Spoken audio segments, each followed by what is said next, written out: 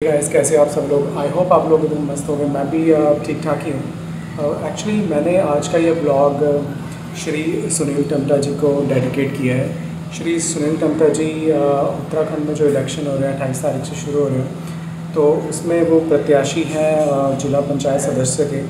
और एक्चुअली बहुत सालों से बिना किसी पद में होते हुए उन्होंने वहाँ के लोगों के लिए और अपने ज़िला के लिए काफ़ी चीज़ें की हैं, काफ़ी कार्य किए हैं जनहित में, लेकिन ज़्यादातर लोगों तक वो चीज़ें पहुँची नहीं हैं आज तक। तो मेरा प्रयास है कि इस वीडियो के ज़रिए मैं वो चीज़ें आप लोगों के सामने लेकर आऊँ। श्री सुनील टम्टा जी ने कई कार्य ऐसे किए हैं जो काफ़ी सालों से रुके हुए थे। अच्छे पदों पर बैठे हुए लोगों ने भी उन कार्यों को पूर्ण करने का कभी प्रयास नहीं किया, लेकिन श्री सुनील टम्टा जी ने वो सारे कार्य किए और बिना किसी सीट पर होते हुए, बिना किसी पर्टिकुलर पद पर होते हुए उन्होंने ये सारे कार्य किए हैं। बिकॉज़ उनकी इच्छा थी ये सब करने की। आप कहीं भी हों, आप चाहे किसी पद पर विराजमान हैं या नहीं है, काफ़ी लोग हैं जो ऊंचे ऊंचे पदों पर विराजमान हैं, लेकिन उन्होंने किसी ने भी ये कोशिश, ये प्रयास नहीं किया।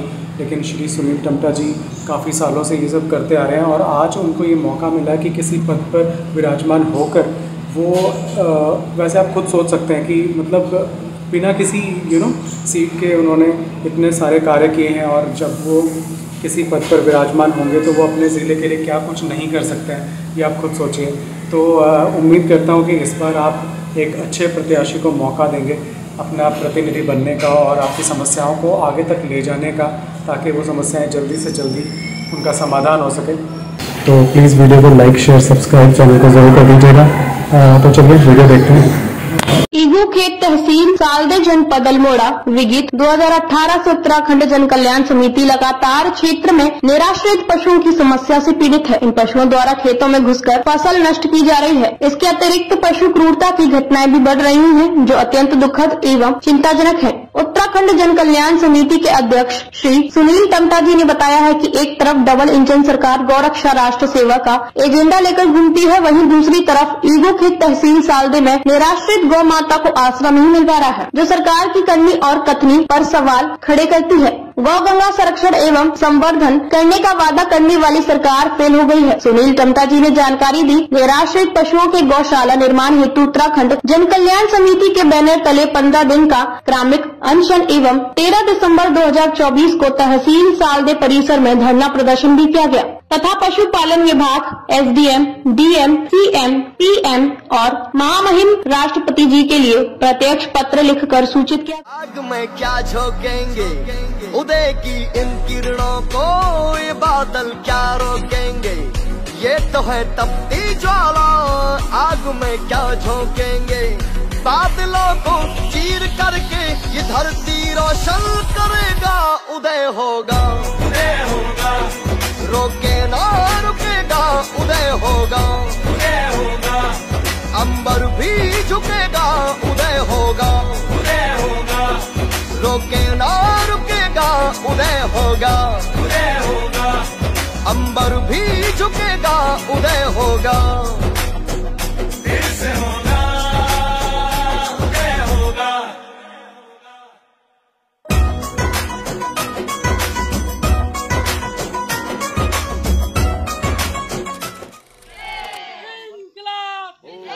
सारे जग का अंधियार उदय करता है, कर्म धारा के खातिर भरपूर उदय करता है। ये अपनों के हित को लड़ता, किसी के रोके न रुकेगा। उदय होगा, उदय होगा, अंबर भी झुकेगा। उदय होगा, उदय होगा, रोके न रुकेगा। उदय होगा, उदय होगा, फिर से होगा, उदय होगा। विकास की आंधी ये जीवन तय हुआ है। छोटी सादड़ी की धरती पर सूरज उदय हुआ है। लाने विकास की आंधी ये जीवन तय हुआ है। जो कहा है वो किया है, आगे भी करेगा। उदय होगा, उदय होगा, रोके ना रुकेगा। उदय होगा, उदय होगा, अंबर भी झुकेगा, उदय होगा, उदय होगा, रोके ना रुकेगा, उदय होगा, फिर से होगा, उदय होगा। भारत माता की इंकलाब जिंदाबाद, जिंदाबाद, जिंदाबाद, इंकलाब जिंदाबाद, जिंदाबाद। भाइयों बहनों बुजुर्गों और मेरे युवा साथी, जैसा कि 14 इकोरौला से जिला पंचायत सदस्य पद हेतु मैं सुनील टमटा आपके बीच प्रत्याशी के रूप में हूँ। आप सभी लोगों को मेरा प्रणाम। और ये लोकतंत्र के पर्व की सभी लोगों को बहुत बहुत बधाई, शुभकामनाएं। आज जनसंपर्क अभियान के तहत कहीं था तो मैंने सोचा कि क्यों ना आज थोड़ा सा आप लोगों से लाइव बात की जाए।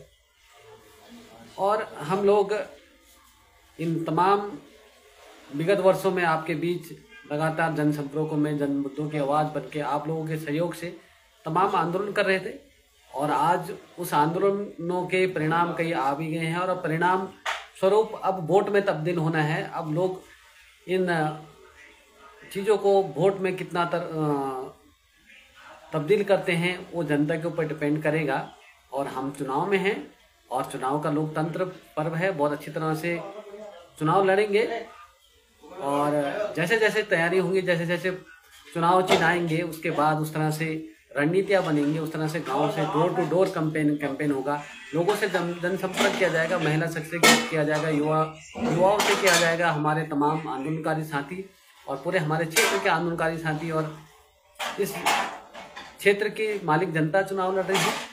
और आप सभी लोगों से मेरा एक ही निवेदन रहेगा कि जरूर जन संघर्षों को आप याद रखिएगा और आपकी आवाज़ को आपकी ग्राम सभा से लेके ब्लॉक और जिला सदन में पहुंचाने का काम करेंगे। चाहे यहाँ के गौ सदन की समस्या हो, चाहे यहाँ सड़कों की हो, चाहे यहाँ स्वास्थ्य की हो, चाहे बदहाल शिक्षा की हो, यहाँ पे पॉलिटेक्निक की हो, तमाम हमारी बहुत सारी समस्या हैं। और उन समस्याओं को सदन में पहुँचा के आपकी बात रखने का काम करूँगा, ऐसा मैं आप लोगों को आश्वस्त करता हूँ। आज हम लोग जरूर ये तय करें कि आखिर 5 साल कैसे हमारे बेहतर हों, क्योंकि समय किसी का इंतजार नहीं करता है। अगर जो समय आपके साथ आपने गलत जगह हाथों में अगर उस निर्णय को दे दिया, उस मतदान को कर दिया, तो गलत लोग उस सत्ता में आके उस चीज़ का दुरुपयोग करेंगे। तो ये मेरा आप लोगों से आश्वस्त है कि आप लोग जरूर हम किसी को हराने नहीं आए हैं, हम केवल जनता को जिताने आए हैं, कि जनता के मुद्दों को जिताने आए हैं। हमारी जनता के मुद्दों की लड़ाई है। हम किसी से हमारा कोई द्वेष भाव नहीं है और कोई हम किसी को हराने नहीं आए, हम केवल जनता को जिताने हैं। जनता के मुद्दों की लड़ाई लड़ेंगे और जनता को जिताने के लिए हमारी ये लड़ाई है। स्पष्ट है आप सभी लोगों से कि आप लोग इस बातों को समझे कि 5 सालों में हम कितने पीछे चले जाते हैं। आपने देखा होगा, अगर हमने धनगढ़ी पुल की लड़ाई में लड़ी हो तो धनगढ़ी पुल नहीं बन गया। अगर 5 साल पहले वो बन गया होता तो हो सकता है उस आंदोलन की जरूरत नहीं पड़ती। यहाँ पे अगर बैंक हमारे 2012 से जो लड़ाई चल रही थी, अगर वो बैंक के लिए आंदोलन नहीं होता तो शायद अगर हम वो आंदोलन नहीं करते तो बैंक नहीं खुल पाता। तो 5 साल से हमारा खेत बाजार कितना डेवलप हो जाता, हमारा क्षेत्र कितना डेवलप हो जाता।